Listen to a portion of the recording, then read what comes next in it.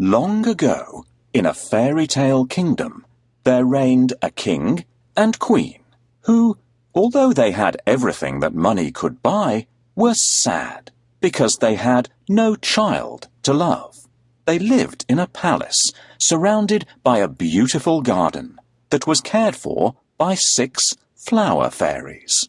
Once there had been 7 fairies in the garden, but the 7th, Deadly Nightshade, had been sent away because of her wicked and cruel ways. One summer evening, the flower fairies heard someone crying. It was the queen. She was sitting all alone in the garden. Oh, how I wish I had a baby girl to love and care for, she sobbed. The flower fairies were sad for the queen, and so, with a flick of their magic wands, they granted her wish. By the following summer, the king and queen were the happy parents of a lovely baby girl. They decided to call her Rosebud, because she was as beautiful as a little rose. The king and queen organized a party to celebrate, and invitations were sent to all the people and fairy folk in the kingdom. All, that is, except one. The day of the party arrived. There was laughter and music and singing and dancing.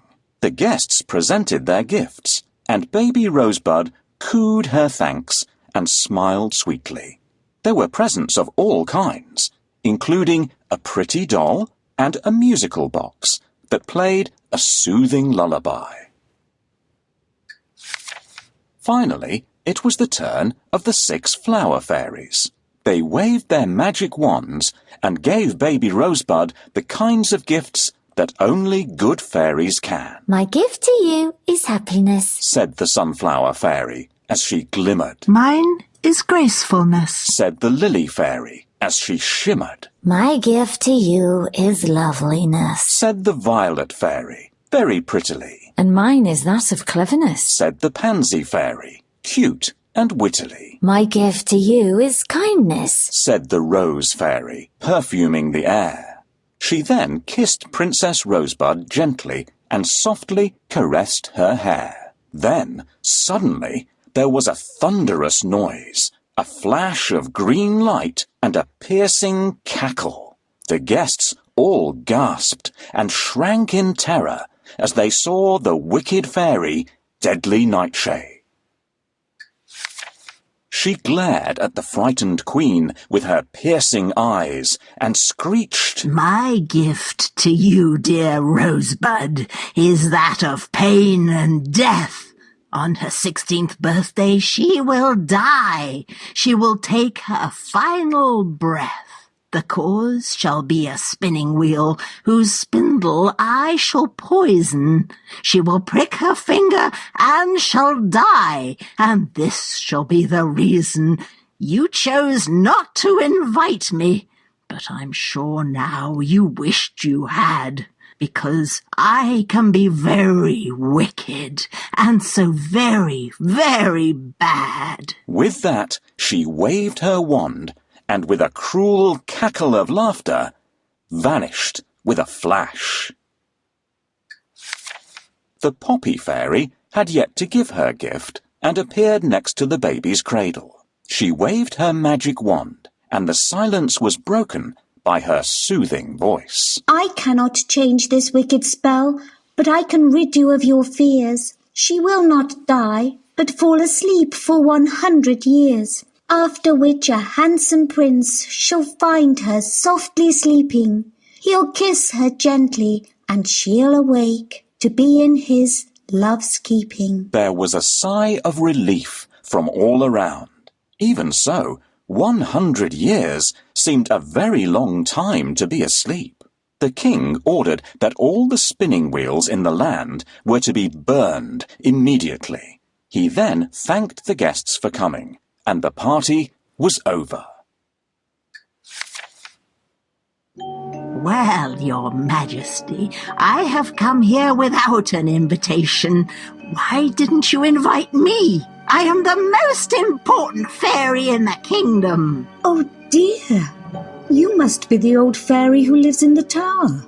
We're sorry, but we hadn't seen you for so long and have forgotten all about you. Did you indeed? Well, you won't forget this. On your daughter's 16th birthday, she will prick her finger on a spindle and die. Don't cry, my queen. Guards, find that old fairy and make her remove the curse. Your Majesty, I cannot undo the curse, but with a magic spell I can change it, so that your daughter will not die, but shall sleep for 100 years, until a handsome prince finds her and awakens her with a kiss. Burn all the spindles and spinning wheels. Anyone who dares to disobey this order will be executed. Oh, your Majesty, this won't change a thing. The curse cannot be undone. Quickly, dear fairy, cast your spell. Oh dear, I have broken my magic medallion. I cannot cast the spell until it is mended. Please, can you help me?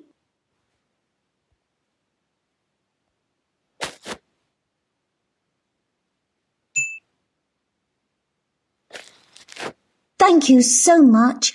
I can save the princess now.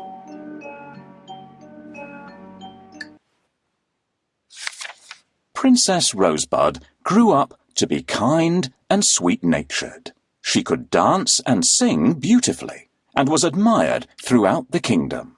On her 16th birthday, a great party was held. There was music, dancing, and games. Hunt the Thimble was a favourite game with everyone. Somewhere in the palace was hidden a silver sewing thimble, and the first to find it would receive a prize. Everyone went off excitedly in different directions.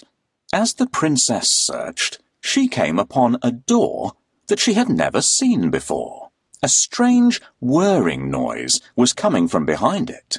Whatever could it be? Suddenly, the door swung open, and to her surprise, she saw, sitting by the window, an old woman, busy at a spinning wheel. Rosebud entered the room, and the old woman looked up at her and smiled. Hello, dear girl. I'm glad you found me, She said sweetly. I'm looking for a thimble. But what are you doing here? Said Rosebud innocently. I've brought you a surprise for your birthday, my dear. It's a spinning wheel. The old woman seemed harmless and kind, but she was really Deadly Nightshade in disguise. Rosebud had never seen a spinning wheel in her life, and she was fascinated. Oh, thank you. It's wonderful. Please show me how to use it. Of course, my dear, Said the old woman, handing her the spindle. Now, be careful because the end is as sharp as a needle. However, before she had finished her sentence, the princess had pricked her finger on the poisoned spindle and had fallen to the floor. Oh, dear me. What a shame. And just when we were getting along so well.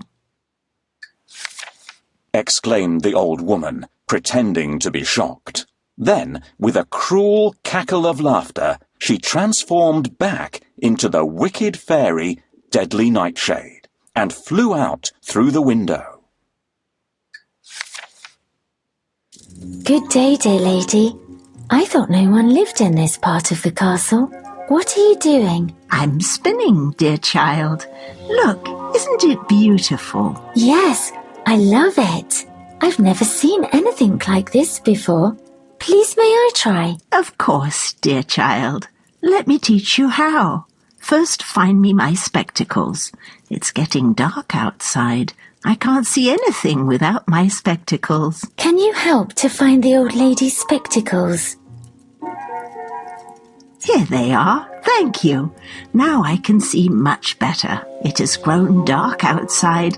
Please put some more wood on the fire to give us more light. Please, help me to put the wood on the fire.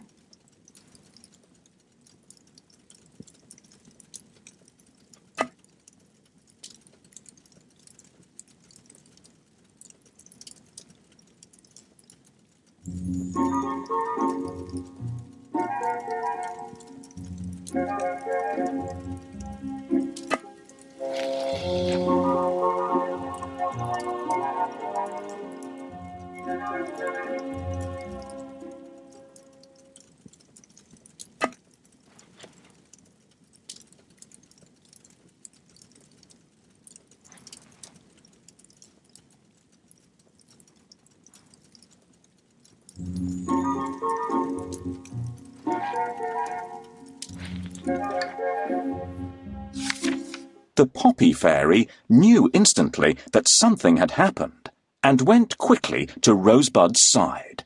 The Queen and the King looked at her in despair. She's only sleeping. The Poppy Fairy reminded them. Yes, but for 100 years?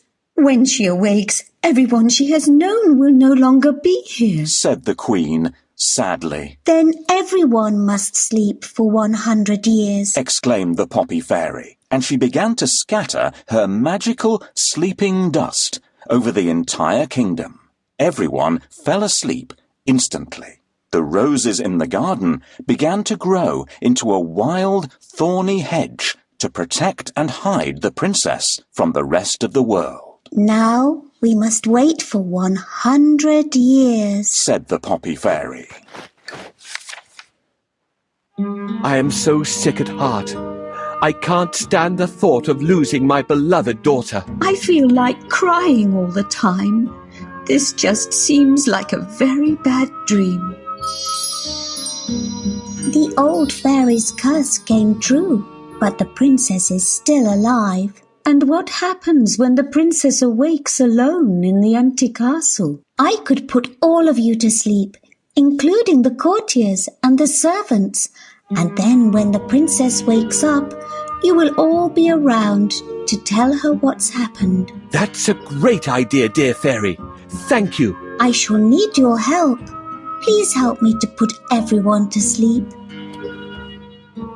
When the princess, the guard will be. After 100 years, the time will go quickly for the sleeping king and queen. 100 years later, the story of the Lost Kingdom and the beautiful sleeping princess had spread far and wide. It is only a story. One king told his adventurous son. But if it's true, I shall find this sleeping beauty and make her my wife, Replied the prince. He was a determined young man who was brave and kind. Then you must follow your heart, Said his father. So the prince set out on his quest to find the Lost Kingdom and the legendary sleeping princess. The flower fairies used their magic to guide him on his journey and led him to the thorny rose hedge that protected the princess. As he lifted his sword high to cut his way through, the hedge shrank away and disappeared. He followed the path, and soon he stood facing the palace door. Walking through the palace, he noticed that everyone was sleeping. He crept by the king and queen, asleep on their thrones, and all the guests, fast asleep in their fine party clothes. Perhaps somewhere nearby he would find his sleeping beauty. I've heard that within the old castle there lies a lovely princess who has been sleeping for 100 years. If this is true, I shall find the castle, awaken the princess, and marry her. I must force my way through the thick, overgrown forest to reach the castle. It's difficult to clear a way through. I am going to need some help. At last, here is the castle. Soon I'll meet the most mysterious princess in the world. As the prince tiptoed up the staircase, the heavenly perfume of roses greeted him and led him to the room where the princess had fallen asleep. He saw her lying peacefully